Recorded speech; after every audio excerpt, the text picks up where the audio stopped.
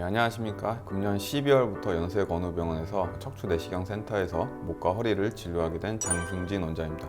환자 한 분 한 분 가족 같은 마음으로 성실히 진료를 하도록 하겠습니다. 오늘 강의의 주제는 허리 건강을 위협하는 신호라고, 보통 저희 병원에서 정형외과 외래를 가장 많이 방문하는 원인 중에 하나가 요통이라고 불리는 허리 통증인데, 이 허리 통증이 왜 방치를 했을 경우에는 더 심해지면서 다른 통증을 유발할 수 있는지 그에 대해서 설명을 드리도록 하겠습니다. 이런 허리 통증은 정형외과 외래를 가장 많이 방문하게 하는 원인이 되고, 일생 중 80에서 90%는 한 번 이상 이런 허리 통증을 경험하게 되면, 허리 통증을 경험하는 환자분들 중에서 20에서 30%는 6개월 이상의 만성 요통을 호소하는 환자분들이 많습니다. 허리 통증은 간단하게 두 가지 분류로 할 수 있는데요. 첫 번째로는 허리 통증, 그리고 두 번째로는 이 허리 아래에 엉덩이, 엉치 및 하지 통증으로 두 가지로 분류할 수 있겠습니다. 외래에서 가장 많이 보는 세 가지 유형의 타입을 정리해 보면, 다리 통증은 없는데 허리 통증만 있으신 분들이 있고, 허리 통증은 없으신데 엉덩이나 하지 통증만 있으신 경우, 그리고 허리 통증과 하지 통증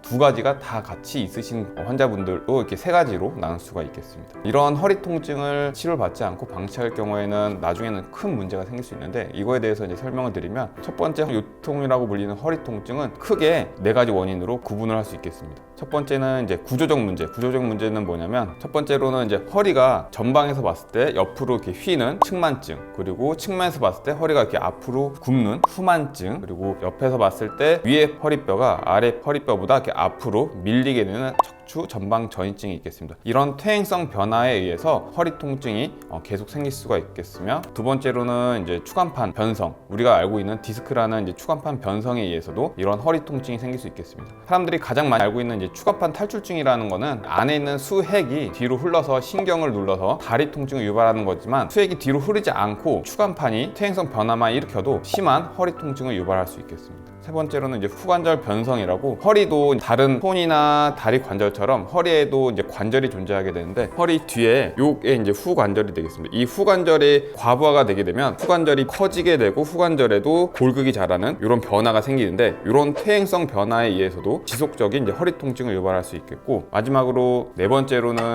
허리 주변의 근육과 인대 문제에 의해서도 허리 통증이 계속 유발될 수 있겠습니다. 이 MRI에서 보시면 이게 허리뼈고, 허리 앞에 이게 요근이 되겠고, 허리뼈 뒤에 척추 기립근이 되겠는데, 이런 요근과 척추 기립근의 문제에 의해서도 허리 통증이 계속 유발되겠습니다. 앞에서 설명드렸듯이 구조적 문제와 추간판 변성, 그리고 후관절 변성 같은 이런 원인들은 허리의 퇴행성 변화에 의해서 생기게 되고, 이런 퇴행성 변화가 허리 통증을 유발하게 되는데, 이런 것들을 방치하고 계속 참고 방치하게 되면 이런 퇴행성 변화는 점점점 진행을 하게 돼서 계속 허리 통증은 만성 허리 통증으로 가게 되겠고, 이런 것들이 더 큰 문제를 일으키게 되겠습니다. 특히 추간판과 후관절 같은 경우는 퇴행성 변화가 시작이 되면 이전 20대의 건강한 허리로는 돌릴 수 없기 때문에, 이런 퇴행성 변화가 계속 진행되게 된다면 더 큰 문제가 발생할 수 있겠습니다. 특히 젊으신 분들이 가장 걱정하시는 추간판 탈출증. 추간판 탈출증이라는 것은 앞에서 설명드렸듯이 디스크 안에 있는 수액이 뒤로 흘러서 신경을 누르는 것인데, 수액이 뒤로 흘러서 누르지 않고 추간판의 변성만 일어났다고 해도 이런 변화가 허리 통증을 더 유발할 수 있겠고, 방치 시에는 추간판 탈출증으로 이어질 수 있기 때문에 조기에 내원하셔서 허리 통증의 원인을 정확히 진단받으시고